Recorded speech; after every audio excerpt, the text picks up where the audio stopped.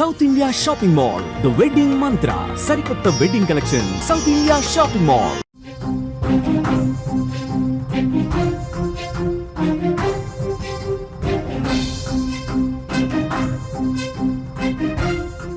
Big breaking news చూస్తున్నాం. Russia Ukraine మధ్య భీకర పరిస్థితులు నెలకొన్నట్లుగా తెలుస్తోంది.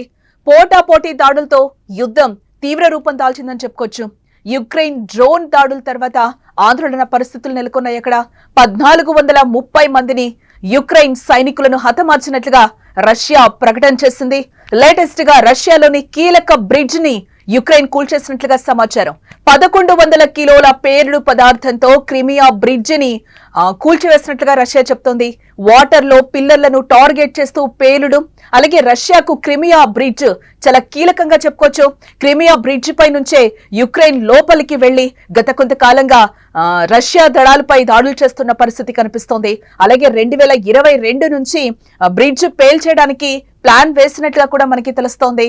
ఇక్కడ టోటల్ గా మనం చూడొచ్చు, స్క్రీన్ మీద కూడా మనకి క్లియర్ గా కనిపిస్తుంది ఏ విధంగా బాంబులు పేల్చారు, ఏ విధంగా అక్కడ రష్యా మీద దాడులు జరిగాయి అనేది కూడా మనకి కనిపిస్తోంది. ఇటు యుక్రెయిన్ మీద కూడా రష్యా దళాలు దాడులు చేస్తున్న పరిస్థితి అయితే కనిపిస్తోంది.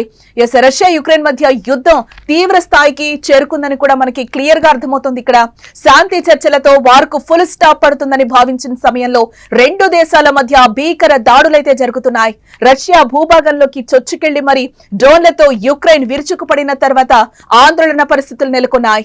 యుక్రెయిన్ దాడులతో రగిలిపోయిన రష్యా 24 గంటల్లోనే 1430 మంది యుక్రెయిన్ సైనికులను హతమార్చినట్లుగా ప్రకటించింది అధికారికంగా. అటు తాము కూడా 1100 మంది రష్యా సైనికులను హతమార్చినట్లు యుక్రెయిన్ తెలిపింది. తాజాగా రష్యాకు మరో షాక్ తగిలినట్లుగా తెలుస్తోంది. రష్యాను క్రిమియాతో కలిపే బ్రిడ్జ్ ను యుక్రెయిన్ పేల్చివేసింది. నీటిలో బాంబ్ పెట్టి యుక్రెయిన్ ఆర్మీ భారీ పేలుడు జరిపింది. బ్రిడ్జ్ పిల్లర్లకు 1100 కేజీల TNT బాంబ్ అమర్చారు.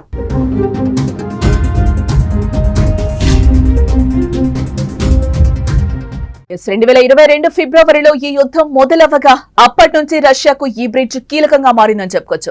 రష్యా దళాలు క్రిమియా బ్రిడ్జ్ పై నుంచి యుక్రెయిన్ భూభాగాల్లోకి వెళ్లి దాడులు చేస్తున్నాయి.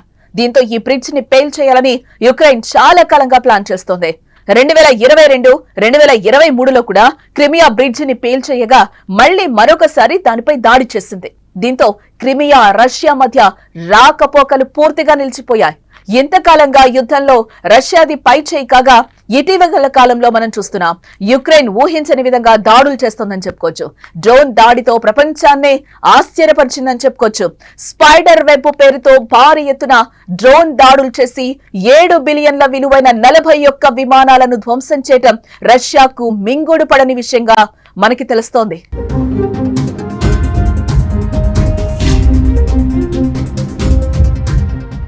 మరోవైపు గత 3 ఏళ్లుగా జరుగుతున్న యుద్ధంలో తమ సైన్యం దాదాపు 1 మిలియన్ రష్యన్ సైనికులను హతమార్చిందని యుక్రెయిన్ ప్రకటించింది.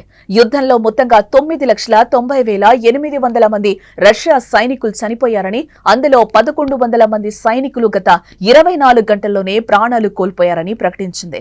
అలాగే తాము చేసిన దాడుల వల్ల రష్యాకు చెందిన 10,881 ట్యాంకులు, అలాగే 22,671 సాయుధ పోరాట వాహనాలు, 50,607 ఇంధన ట్యాంకులు, 28,623 ఫిరంగి వ్యవస్థలు, అలాగే 1,402 బహుళ ప్రయోగ రాకెట్ వ్యవస్థలు, 1,176 వైమానిక రక్షణ వ్యవస్థలు, 384 విమానాలు, 441 యుద్ధ విమానాలు, 336 హెలికాప్టర్లు, 38,748 డ్రోన్లు, 28 నౌకలు, ఒక జలాంతర్గామి నాశనమయ్యాయని యుక్రెయిన్ జనరల్ స్టాఫ్ తెలిపారు.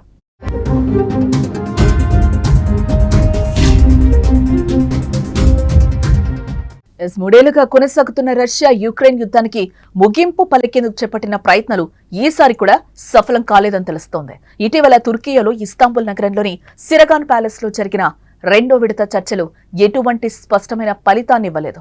చర్చల కంటే ఒక్కరోజు ముందే యుక్రెయిన్ భారీ వైమానిక దాడికి పాల్పడి రష్యా వైమానిక స్థావరాలనైతే ధ్వంసం చేయడం చర్చలపై ఎఫెక్ట్ పడిందని చెప్పుకోవచ్చు. చర్చలకు తుర్కీయే విదేశాంగ శాఖ మంత్రి హకాన్ ఫిదాన్ అధ్యక్షత వహించగా యుక్రెయిన్ తరపున రక్షణ మంత్రి రుస్తెం ఉమెరోవ్, రష్యా తరపున అధ్యక్షుడు పుతిన్ సలహాదారు వ్లాదిమిర్ మెడిన్స్కీ పాల్గొన్నారు. ప్రధానంగా కాల్పుల విరమణపై చర్చలు సాగినప్పటికీ ఎలాంటి ఒప్పందం కుదిరిందన్న విషయాన్ని ఏ దేశం కూడా ఇప్పటి వరకు అధికారికంగా ప్రకటించలేదు. మరి రానున్న రోజుల్లో రష్యా యుక్రెయిన్ వార్ మరింత ముదిరే అవకాశం స్పష్టంగా కనిపిస్తోంది ఇక్కడ.